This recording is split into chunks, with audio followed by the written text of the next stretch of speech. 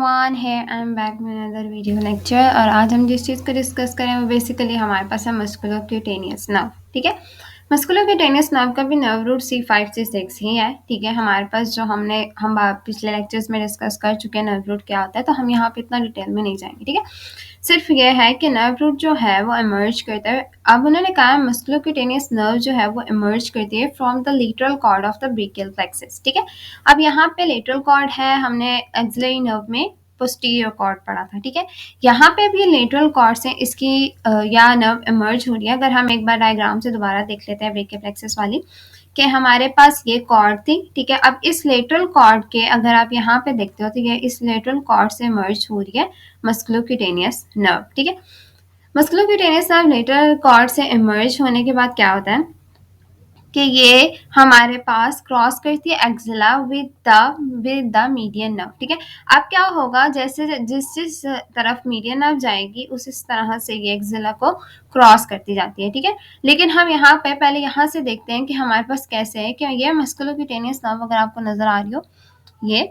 ठीक है, अब मस्कुलोक्यूटेनियस नर्व जो होती है ना वो वहां से मीडियन नर्व से क्रॉस होती है, पर ये जो अपनी सप्लाई है ना ज्यादातर ये फोरआर्म के मसल्स को दे रही होती है। ठीक है, अभी हम आगे देखते हैं कैसे। ठीक है, it pierces and innervates the coracobrachialis and then travel distal to innervate the biceps and brachialis muscle। ठीक है, मतलब इसका कहने का मतलब ये नहीं था कि आपके आर्म के मसल्स को नहीं दे रही है। ठीक है, आपके आर्म के मसल्स को देती है सप्लाई, ये इसका बिल्कुल ये मतलब नहीं था कि लेकिन जो हमारे पास ऊपर शोल्डर का रीजन था वो एक्सिलरी नर्व ऑलरेडी कवर कर चुकी थी। ठीक है, तो जब एक्सिलरी नर्व ने जिन मसल्स को नहीं कवर किया था ना वो था हमारे पास कोरेकोब्रेचियालिस, बाइसेप्स ब्रेकाई। ठीक है, और ब्रेकियालिस, इन मसल्स को जो है मस्कुलोक्यूटेनियस नर्व हमारे पास जो है वो सप्लाई देती है। ठीक है, अच्छा, अब इनको सप्लाई जो थी वो मस्कुलोक्यूटेनियस नर्व दे रही है या इनर्वेट कर रही है। ठीक है, ये मसल्स जो थे क्या थे, कोरेकोब्रेचियालिस, बाइसेप्स ब्रेकाई एंड ब्रेकियालिस। ठीक, अब क्या हुआ कि अगर हम इसको एक बार डायग्राम से देख लेते हैं कि हमारे पास जो सेंसरी डिस्ट्रीब्यूशन थी ना,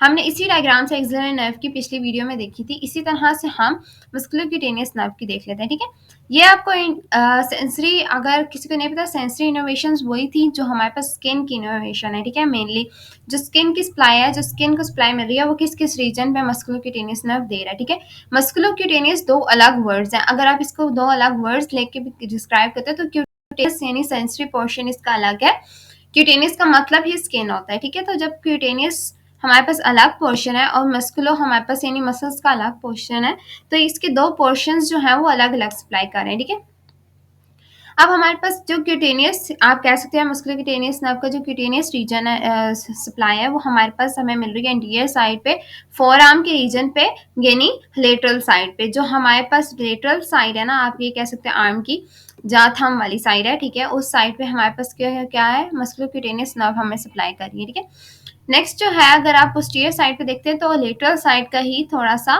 पार्ट जो है वो वही आर्म का मतलब यही रीजन जो है वो ज्यादा ये सप्लाई कर रही है। ठीक है, स्किन का। नेक्स्ट उन्होंने जो पॉइंट बताया वो हमारे पास ये है कि ये कंटिन्यू करती है between the muscles of the flexor surface of the elbow. ये हमने बात कर ली है, flexor surface of the elbows को करती है इन सप्लाई, या आप ये कह सकते हो वहां से क्रॉस करती है, कंटिन्यू करती है। After emerging from the deep fascia at the elbow, deep fascia से इमर्ज होती है। इमर्ज होने का मतलब ये होता है कि ना मे बी किसी डीप रीजन पे प्रेजेंट होती है, उस डीप रीजन से जब ये सुपरफिशियल रीजन में आती है तो ये इमर्ज डीप फेशिया से इमर्ज होके सुपरफिशियल सरफेस पे आ रही है। ठीक है, it becomes the lateral cutaneous nerve of the forearm. अब क्या हुआ, इसने अपने आप को कन्वर्ट किया नई नर्व के अंदर। ठीक है, वो हमारे पास है lateral cutaneous nerve of forearm. ठीक है, हम यहाँ पे इसको याद करते हैं, lateral cutaneous nerve of forearm underline कर लेते हैं। ठीक है, यहाँ पे इमर्ज होने के बाद इस नर्व को हमने कह दिया लेटरल क्यूटेनियस नर्व है यहाँ पे फोरआर्म की, क्योंकि ज़्यादातर हमारे पास हमने यही बात की कि लेटरल सप्लाई दे रही थी।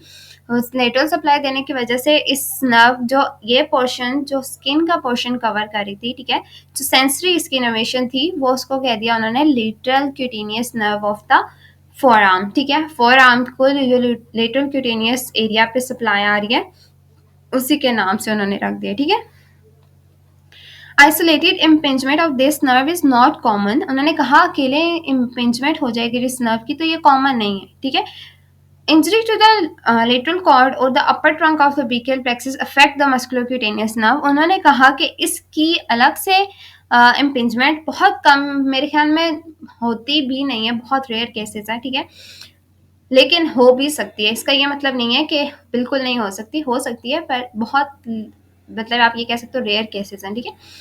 लेकिन अगर इंजरी आ जाती है किसी लेटरल कॉर्ड की या upper trunk of the brachial plexus की, upper trunk of the brachial plexus की, तो वो अफेक्ट करती है मस्कुलोक्यूटेनियस नर्व को, ठीक है। When affected, the patient is unable to flex the elbow with the forearm supinated and may have some instability in the shoulder, ठीक है। अब उन्होंने कहा है कि ना तो पेशेंट एल्बो फ्लेक्स कर सकेगा, ठीक है। अब यहाँ पे इन्होंने बता दिया हमारे पास कौन कौन सा मोशन जो है वो डिस्टर्ब होगा, ठीक है। ना ही पेशेंट एल्बो फ्लेक्स कर सकता है, फोर आर्म को सुपिनेट कर सकता है, और इसमें शोल्डर में सम टाइप ऑफ इंस्टेबिलिटी भी आएगी, ठीक है। ये हमारे पास आ गया मेजर मस्कुलोक्यूटेनियस नर्व का नर्व रूट, ठीक है। हमने बहुत बहुत माइनर में डिस्कस किया है इसको, बहुत डिटेल में मैं नहीं गई, क्योंकि ये एनाटॉमी में हम काफ़ी चीज़ें डिस्कस ऑलरेडी कर चुके हैं, ठीक है। लेकिन फिर भी हम डिटेल वर्जन, जब हम डिटेल वर्जन में डिस्कस करेंगे तो हम उसको डिटेल में डिस्कस कर लेंगे, musculocutaneous nerve, axillary nerve, median nerve वगैरह को, ठीक है। पर यहाँ अभी के लिए इतना ही काफ़ी है। Thanks for watching. अभी कोई भी कंफ्यूजन, कोई भी चीज़ जो समझ नहीं आ रही है, हम कमेंट सेक्शन में पूछ सकते हैं। एक बार फिर से हम पिक्चर डिस्क्रिप्शन देख लेते हैं, ठीक है। यहाँ पे मस्कुलोक्यूटेनियस नर्व यहाँ से आ रही थी, ठीक है, और ये इनर्वेट करती हुई आ रही थी कोरोकोब्रेकियालस को, बाइसेप्स ब्रेकाई को, नीचे आके इसने ब्रेकियालस को भी हमारे पास इनर्वेशन दी है, ठीक है। ये मस्कुलोक्यूटेनियस नर्व की इनर्वेशन थी मोटर यानी मसल्स को, और यहाँ पे हमारे पास जो है यहाँ पे ये जो है ना lateral anti brachial cutaneous nerve भी बन रही थी, जो जिसको हमने lateral cutaneous nerve of four arm भी कहा है, ठीक है। एंटी ब्रेकियल फोर आर्म के लिए यूज, ठीक है, या आप ब्रेकियाई के लिए भी यूज करते हैं, ठीक है।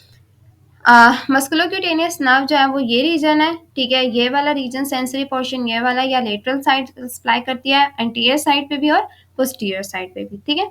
So thanks for watching. अगर फिर भी कोई चीज़ समझ नहीं आ रही तो आप कमेंट सेक्शन पूछ सकते हैं। और दो मोशंस जो है वो सबसे ज़्यादा ये डिस्टर्ब करती है, एक तो एल्बो की फ्लेक्शन, फोर आर्म की सुपिनेशन।